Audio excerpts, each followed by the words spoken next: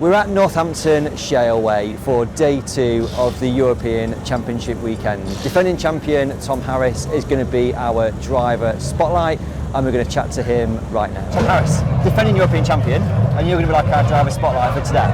Just look at last night, results looked okay. It was terrible. Yeah, I know. That's put a positive It was absolutely terrible. Yeah, we didn't have the greatest night.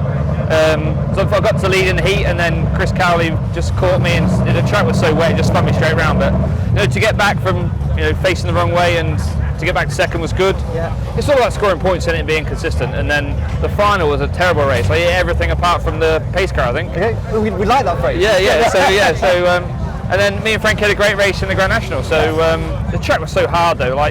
You gain a little bit, lose a little bit. It was just one of those races. So when you say the track was like what hard, is in terms of hard to drive? Yeah, it's very, very slick, and more like tarmac. It was very difficult to sort of if you gain a little bit on someone, you hit them wide, and then they get a bit of it's just cat and mouse, so to speak. Yeah, but hard going. It made for a good race for the fans, and that's what we're here for, isn't it? Yeah. So in terms of today, so you've kind of slept on it and gone, do you need to do anything different for today?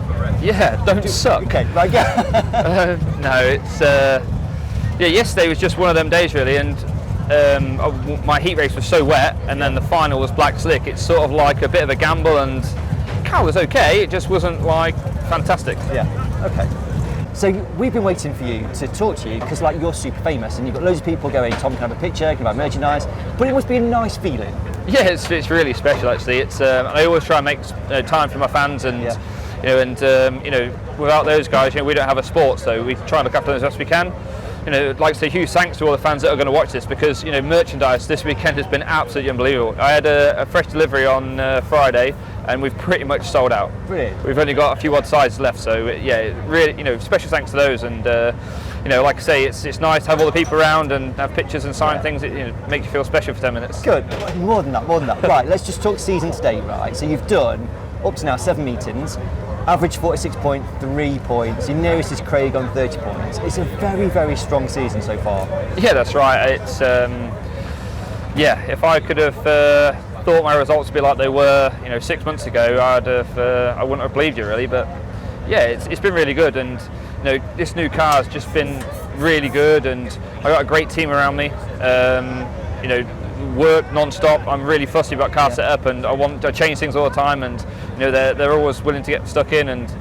But yeah, it's been really, really good, and huge thanks to Catherine, because I've stole both her cars. Yeah, absolutely. But right, so it's different for you this year, isn't it? Just to me, you sort of kind of went me and Jamie become part of the company, and that's the right thing for both of us. But has that made you more kind of determined in some sense? Because people kind of go, we know what the rumours were. People's going like Jamie. It's actually it's Jamie. I can't thank Jamie Davis enough for what he's done for me. He's given me the best equipment for how many years, and I've had a free reign, and we've had loads of success together. Yeah. And it was just at the time, it was just things. I want to race in America more. I'm actually going tomorrow. And obviously, I enjoy racing a lot more with my family when I went to America this time. It's just just bits and pieces like that really. But I can't thank Jamie enough for what he did for me for my racing career, especially here in America. Everything he's been a huge part of my racing career, and he's been great to me. So it didn't make me more determined at all. I just I've always wanted to win, and no matter what, whether it's Jamie's car or my car, I wouldn't drive it any different. I want to win. I want to race cars and I want to win.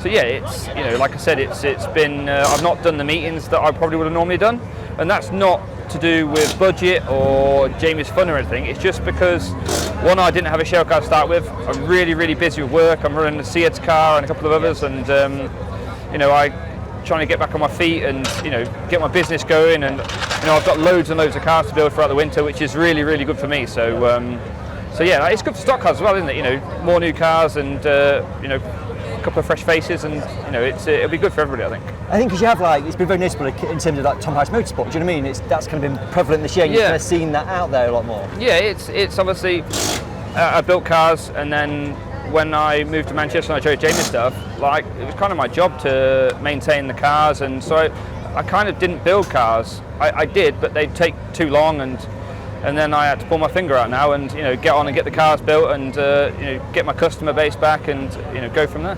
So in terms of getting your customer base back, so is it, have you you said you've got cars to build, is people coming to you happily quitting, going like, Tom, can you build me cars? Yeah, I think the changing point for me this year is working with Jake Harry and Nigel's blogs. Yes. There's no secrets in me. You know, if you have a car, want me to help you run your cars for you, there's no secrets. That you'll have what I have. And Jake's been phenomenal. He's had a tough season. He's fantastic from yellow. He's from yellow to superstar, and he's finding it hard. But it's a huge difference. You know, he's kind of kicking himself, and he's a little bit disheartened with it. But how can you be? You know, he was fourth in the points or third in the points, whatever it was. It's phenomenal for him and for the family. So working with Jake and a couple of others, and running Seed stuff as well. I think it's done me quite a few favours. Because I think the thing is, like, so you've got Matt. And Matt's been very open, going, right, like with Matt News said, I'll give you all the help I can get. Do you know what I mean? I'll build you a car, and you're kind of doing the same sort of thing. Yeah. And people want that, don't they? They want to see, actually, if I get something from Tom, it's going to help me. It's not just buying the car; it's the aftercare for it as well. You know, if people want to know about setups, and and have advice at the tracks, and if I'm not working on my car, I'll help anybody. So yeah, and that's also good for racing. And are you doing like coaching as well? So like you saying Jake's having a bad time, are you kind of giving the motivational piece? Yeah, as well definitely. As the yeah, definitely. Yeah, I keep telling him he needs to man up. Okay. He keeps buoying up. Okay. And he needs to man up. Obviously starting at yellow, you've only got half the cars to pass, less than half the cars to pass. But you get to the back and you've got to pass 30 cars to get to the front. You haven't got time to mess about. You've got 16 laps or 20 laps. You need to get to the front. Yeah. So you need to be passing cars all the time, and you can't sort of like have that laid back approach. I mean, you need to be hungry for it. See, I remember talking to Paul Hines a few times, and he's kind of gone, those first 2-3 laps, I want to settle into the race, do you know what I mean? And then he's going, I can't, because I've got to get going. He's got Tom, Frank, everybody, they've just gone. If I want to win, I've got to be going straight away. You have to get going. Obviously, yellow, it's going to take us a lot longer, the boys at the back, a lot longer to catch you up. Yes. So you can have a couple of laps to get settled in and find your groove and your rhythm. Like, starting at the back, with all them cars to pass, you need to get going, so to speak. Good. Right. We should come and talk to you after your heat race and see how you've got on. So fingers crossed. If I suck, don't come over. Yeah, but it's the good and the bad, Tom. We have to do good and bad. Oh, it was bad yesterday. Should have come yesterday. It was bad yesterday. We'll come and talk to you whatever happens after your heat. Thank you very much. Thank you.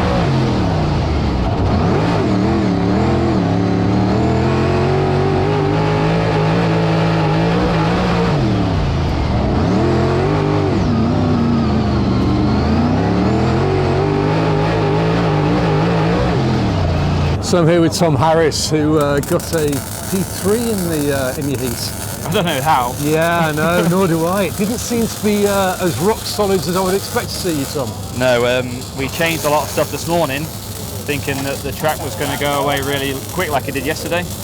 And I don't know what to do if it slicks off later.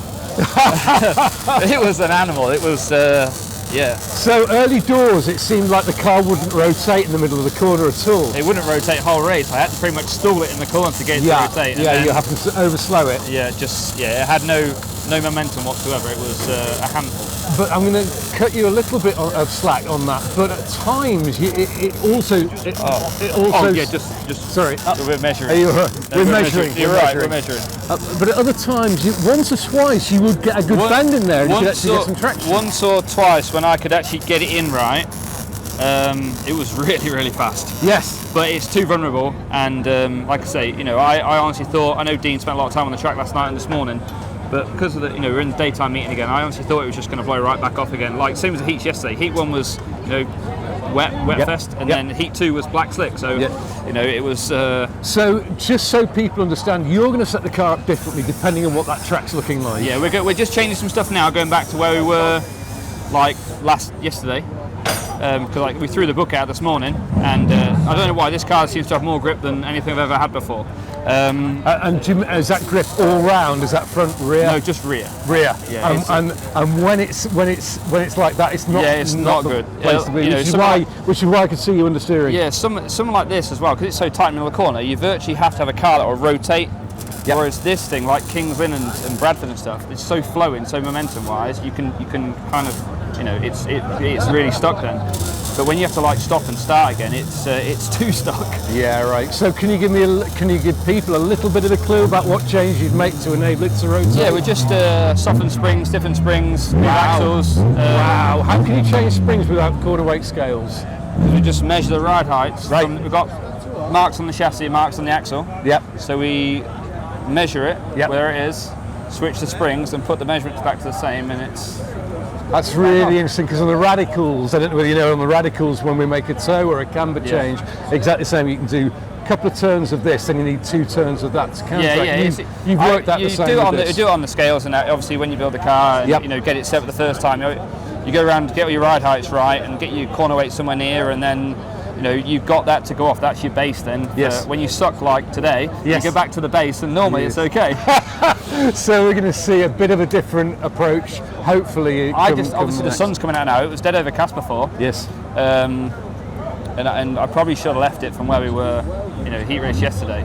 It was really good in the heat, and then obviously the track went away. So I probably should have left it, but it's me. I'm never happy. We're always changing something. If you don't change things, you don't learn. So that's where we're at. Tom Harris, never happy. I've seen you happy lots of times. I'm not so sure. Well, look, I hope the changes work out for you. Really educate. One more thing, actually, Tom. It's interesting. You've got a biplane wing. You've got 2 elements to your wing. Yes, you have.